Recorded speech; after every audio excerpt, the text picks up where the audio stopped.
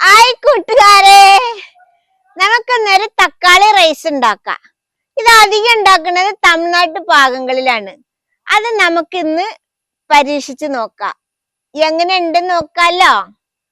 അതെങ്ങനെ ഉണ്ടാക്കുക എന്ന് നമുക്ക് കാണാം.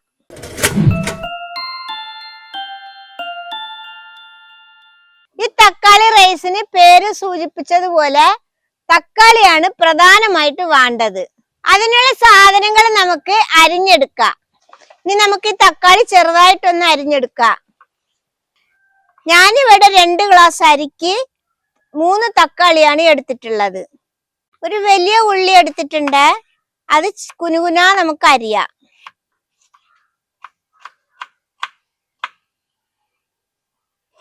ഇനി നമുക്ക് വെളുത്തുള്ളി ചെറുതായിട്ട് മുറിക്കാം. ഞാനൊരു 10 ഇല്ലി വെളുത്തുള്ളി എടുത്തിട്ടുണ്ട്.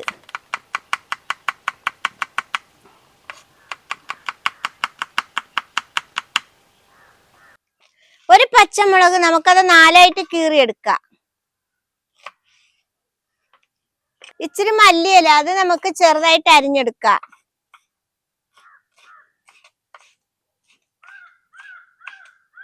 അതിനുള്ള സാധനങ്ങളൊക്കെ അരിഞ്ഞു വെച്ച് കഴിഞ്ഞു. ഇനി നമുക്ക് ചോറ് വേവിച്ചെടുക്കാം. ഞാൻ എടുത്തിട്ടുള്ളത് 2 ഗ്ലാസ് പച്ചരിയാണ്. ഇനി നമുക്ക് പാത്രം അടുപ്പത്ത് വെച്ച് വെള്ളം ഒഴിച്ചിട്ട് കത്തിക്കാം. ഇത് ഞാൻ അളന്നിട്ടൊന്നുമില്ല, ചോറ് നമുക്ക് വെച്ച് ഊറ്റിയെടുക്കേണ്ടതാണ്. അതുകൊണ്ടാണ് അളക്കാത്തത് വെള്ളം. ഇനി നമുക്ക് ഉപ്പ് പാകത്തിനിടാം. ചോറിൽ ഉപ്പ് പിടിക്കാനാണ് അരി വെക്കുമ്പോ തന്നെ പാകത്തിന് ഉപ്പിടുന്നത്.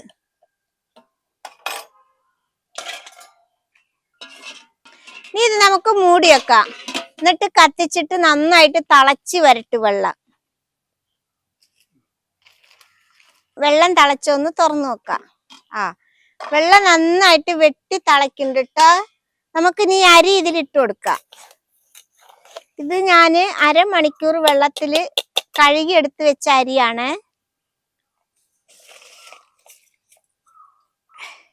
ഇത് പൊന്നി അരിയിൽ ഉണ്ടാക്കാട്ടോ.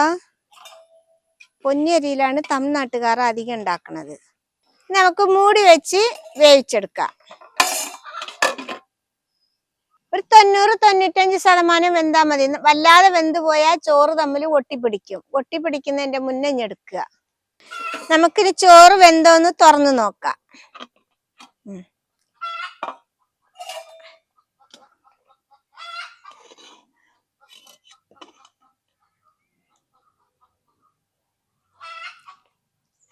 ചോറ് വെന്തിക്കണിട്ടാ നമുക്കിനി ഇത് എടുക്കാം. അരി കുതിർത്തിയ കൊണ്ട് പെട്ടെന്ന് വേവും.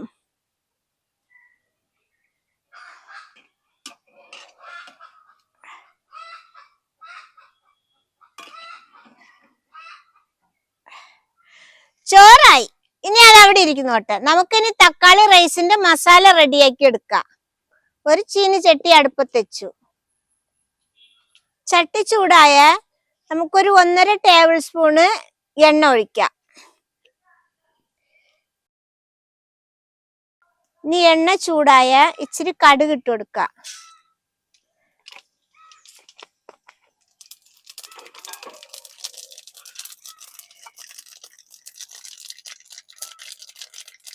കടുക് പൊട്ടിയ ഇനി 1 സ്പൂണ് തോരപ്പരിപ്പ് ഇട്ട് കൊടുക്കാം.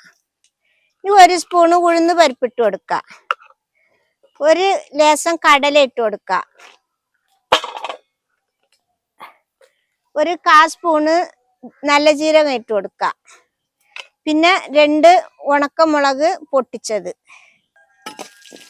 ഇത് വേഗം ഇട്ട് കൊടുക്കണേ, അല്ലെങ്കിൽ ഇത് കരിഞ്ഞു പോകും. ഓരോന്നായിട്ട് നമ്മൾ ഇടുമ്പോ തീ നല്ല കുറച്ച് വെച്ചിട്ട് വേണം ഇട്ട് കൊടുക്കാന്. കടലയ്ക്ക് പകരം അണ്ടിപ്പരിപ്പ് ഇട്ടാലും കുഴപ്പമില്ല കേട്ടോ. നിങ്ങൾക്ക് ഇഷ്ടമുള്ളത് ഇട്ട് നോക്കാം. പക്ഷെ ഇത് സിമ്പിൾ ആയിട്ട് ഉണ്ടാക്കാൻ പറ്റുന്ന ഒരു പരിപാടിയാണ്. കറിയൊന്നും ഉണ്ടാക്കണ്ട ഇതിന് വേണ്ടിയിട്ട്. വല്ല അച്ചാറുകൾ വല്ലതും ഉണ്ടെങ്കിൽ അത്, പപ്പടം, ഇതൊക്കെ കൂട്ടി കഴിക്കുമ്പോ നല്ല സ്വാദുണ്ടാവും. ഇനി ഇത് വെന്ത് കഴിഞ്ഞ് ഇനി നമുക്കിത് ലേശം കരിവേപ്പില ഇട്ട് കൊടുക്കാം. ഇനി ഒരു വെളുത്തുള്ളി. ഇനി നമ്മള് 4 കഷ്ണമായിട്ട് കീറി വെച്ച പച്ചമുളക്, ഇനി കുനുകുന അരിഞ്ഞ വെച്ച ഉള്ളി. ഇനി ഇതൊരു ബ്രൗൺ കളർ ആവുന്നത് വരെ നമുക്ക് ഇളക്കിയെടുക്കാം ഉള്ളി. ഇത് നമുക്ക് ഉള്ളിയൊക്കെ വാടി നല്ലൊരു ബ്രൗൺ കളറായി. ഇനി നമുക്ക് നമ്മൾ അരിഞ്ഞു വെച്ച തക്കാളി ഇട്ട് കൊടുക്കാം.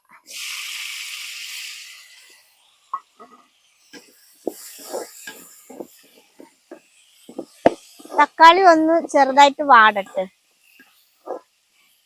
ഇനി നമുക്ക് ഇതിലേക്കുള്ള മസാല ഇട്ട് കൊടുക്കാം. 1 കാൽ സ്പൂൺ മഞ്ഞൾപ്പൊടി ഇട്ട് കൊടുക്കാം. 1 സ്പൂൺ മുളക് പൊടി ഇട്ട് കൊടുക്കാം. 1 കാൽ സ്പൂൺ കായത്തിന്റെ പൊടി ഇട്ട് കൊടുക്കാം. ഒന്ന് ഇളക്കാം. പൊടിയുള്ള പച്ചമണം പോണത് വരെ നമുക്കൊന്ന് വാട്ടിയെടുക്കാം. നമുക്കിതിൽ 1 സ്പൂൺ നെയ്യ് ഒഴിച്ചു കൊടുക്കാം.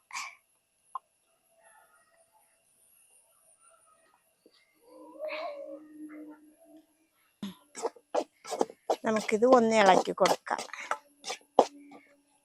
ഇതിന്റെ പച്ചമണമൊക്കെ പോയിട്ടുണ്ട്. ഇനി നമുക്കിതിൽ 1/4 കപ്പ് വെള്ളം ഒഴിച്ചു കൊടുക്കാം. ഇനി ഒന്ന് നന്നായിട്ട് ഇച്ചിരി വെള്ളം വറ്റട്ടെ. ചോറിൽ നമ്മൾ ഉപ്പിട്ടിക്കണം. അപ്പൊ ഈ മസാലയിൽ കുറച്ചുകൂടി ഉപ്പിട്ട് കൊടുക്കാം.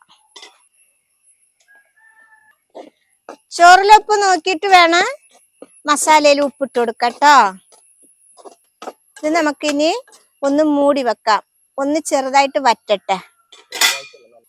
ഇത് നമുക്കിനി മൂടി കൊടുക്കാം. മൂടി വെച്ചിട്ട് നന്നായിട്ട് വറ്റട്ടെ, എന്നിട്ട് തുറക്കാം. ഈ ജോലിക്കൊക്കെ പോണവര്, തിരക്കുള്ളവര്, ടൈം ഇല്ലാത്തവര്, അവർക്കൊക്കെ ഈ മസാല ഫ്രിഡ്ജിൽ എടുത്ത് വെച്ച് 3-4 ദിവസം ഇത് ഇരിക്കും. പിന്നെ ചോറുണ്ടാക്കിയിട്ട് ഈ മസാല കുറേശ്ശെ എടുത്ത് ഒന്ന് ചൂടാക്കിയിട്ട് ആ ചോറിൽ മിസ്സാക്കി കഴിക്കാന് നല്ല രസം ഉണ്ടാവും. അപ്പോഴും അങ്ങനെയും ചെയ്യാൻ പറ്റും. നമുക്ക് ഇനി ഇതായോന്ന് തുറന്നു നോക്കാം. തക്കാളി നല്ല വെന്തിട്ടുണ്ട്. ഇനി നമുക്കിതാ എണ്ണ ഇതങ്ങനെ വരുന്നുണ്ട്. അപ്പൊ നമുക്ക് ഇനി ചോറ് ഇതിലേക്ക് ഇട്ട് കൊടുക്കാം.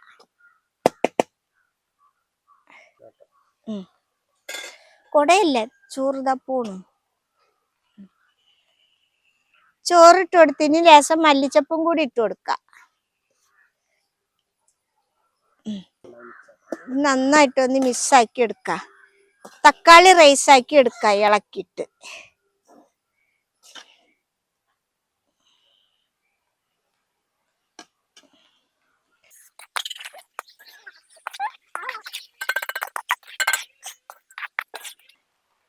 ഇത് നന്നായിട്ട് ഇളക്കിയിട്ട് ചോറും മസാലയും പാടെ ഒന്നിച്ച് മിക്സാക്കി എടുത്തു. ഇപ്പൊ തക്കാളി ചോറ് റെഡിയായി. നമ്മുടെ തക്കാളി ചോറ് റെഡിയായി. ഇത് എല്ലാരും ഉണ്ടാക്കി നോക്കണം. കുട്ടികൾക്ക് സ്കൂളിലൊക്കെ പറഞ്ഞിരിക്കുമ്പോ ഇത് കൊടുക്കാൻ നല്ലതാണ്. പെട്ടെന്ന് ഉണ്ടാക്കി കഴിയും. ഇതിന് കൂട്ടാനോ കറിയോ ഒന്നും വേണ്ട. ഇച്ചിരി അച്ചാറുകൾ ഉണ്ടെങ്കിൽ സൂപ്പറായിട്ട് കഴിക്കാൻ പറ്റും. ഇഷ്ടപ്പെട്ട സബ്സ്ക്രൈബ് ചെയ്യുക, ലൈക്ക് ചെയ്യുക, കമന്റ് ചെയ്യുക.